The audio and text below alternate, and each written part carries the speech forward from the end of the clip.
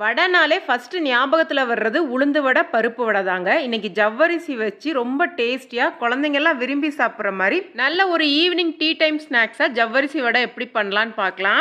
1 cup மாவு ஜவ்வரிசி எடுத்துருக்கிறேன். இந்த வடைக்கு மாவு ஜவ்வரிசி தான் நல்லா இருக்கும். இதை நல்லா கழுவிட்டு 1 கப் தண்ணி ஊற்றி 5 மணி நேரம் ஊற வச்சிருங்க. 5 மணி நேரத்தில் பார்த்தீங்கன்னா ஜவ்வரிசி நல்லா ஊறி இருக்கும். பார்த்தீங்கன்னா இந்த அளவு ஊறுற அளவுக்கு ஊற வச்சு எடுத்துக்கோங்க. உருளைக்கிழங்கு பார்த்தீங்கன்னா சின்னதாக இருக்கனால 3 எடுத்துருக்கிறேன். இதை வேக வச்சு எடுத்துக்கோங்க. வறுத்த வேர்க்கடலை 1/2 கப் எடுத்துருக்கிறேன்.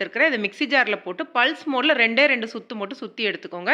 இதை ஊற வச்சிருக்க ஜவ்வரிசியோட சேர்த்துட்டு அதே மாதிரி உருளைக்கிழங்கு இதை துருவி சேர்த்துக்கோங்க. கூடவே பச்சை மிளகாய், கருவேப்பிலை, கொத்தமல்லி தழை, சீரகம், தேவையான உப்பு சேர்த்து தண்ணி எதுவும் சேர்க்க தேவையில்லை. உருளைக்கிழங்கோட ஜவ்வரிசி நல்லா சேர்ந்து பைண்ட் ஆகிற அளவுக்கு பிசைஞ்சு எடுத்துக்கோங்க.